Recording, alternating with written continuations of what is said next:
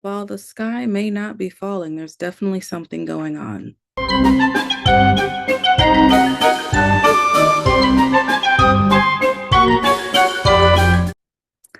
So I wanted to do a fairly light kind of counting my blessings this time around. I am cold natured, so that is why I'm wearing my Snuggie.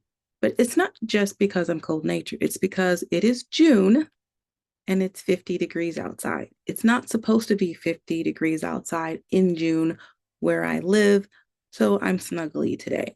With that said, I'm spending some time with some technology today with the little smart device that we all seem to have with us all the time. And so I'm counting my blessing today because of apps. Now, follow me for just a moment. We all know that there's upsides and downsides to the use of technology. I'm not necessarily talking about going down mindless rabbit holes and rotting your brain with digital candy, but I do think that sometimes we can use technology to our benefit, and specifically the world of apps. I mean, there's an app for everything.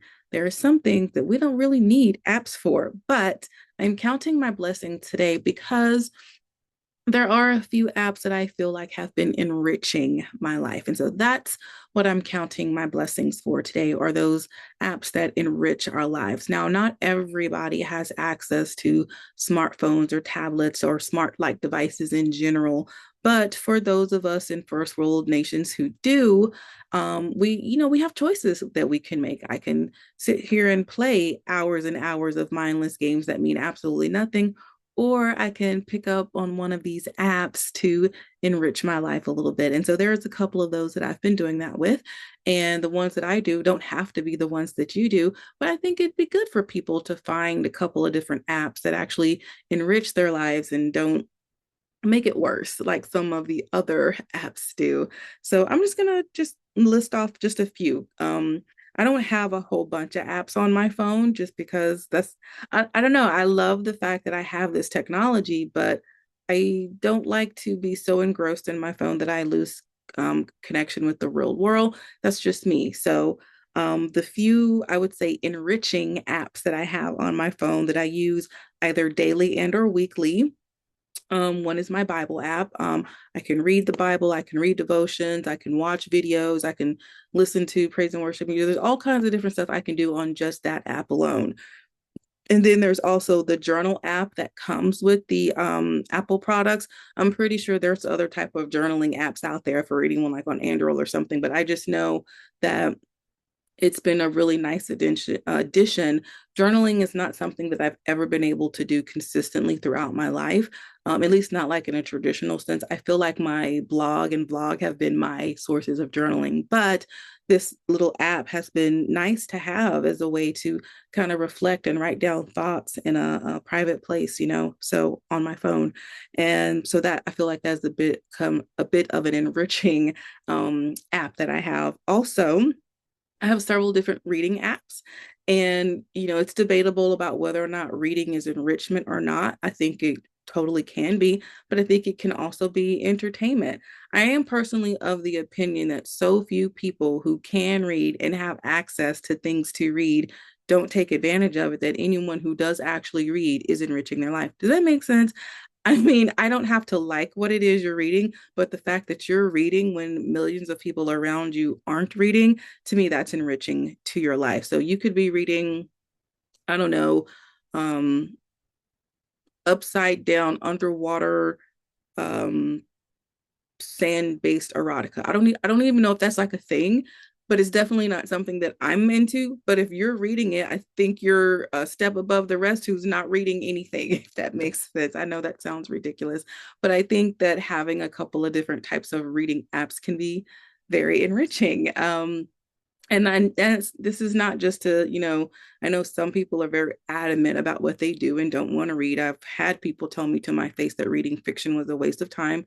They're entitled to their opinion, but I am pretty much a devourer of words. So, aside from underwater, upside down, sand based erotica, which I don't even know how I came up with that, I'm pretty open to reading. So, whether it's fiction or nonfiction, I do think it's nice to have a couple of different reading apps. So I have Kindle, Kobo. I have some audiobook apps. I have comic book apps. Like I have different types of reading apps. And so I find those to be enriching.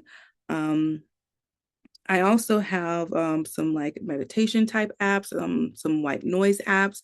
I do think there's something to be said, and this isn't for everyone. I get it, but there's something about finding that perfect frequency that helps you go from a high level of anxiety to a much more like baseline state that is really beneficial to those of us that it actually affects. My preferred frequency is pink noise, but there is a place for white noise in my life. But I do enjoy that app and all of the different sounds and frequencies that are there for me to apply at different points throughout my day. And so that's very enriching for me.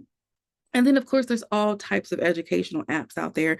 I think everyone's pretty much familiar with like Duolingo if you want to like learn a language or stuff like that.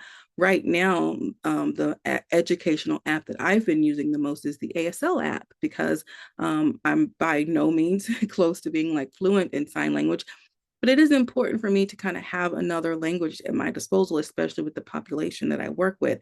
I am not directly connected to the deaf population, but I like the idea of if I were to encounter someone who just signing, something to them was going to make them feel more open and accepted in that moment, why not be able to do that? I mainly have exposed myself to it because I work with a lot of the autistic community.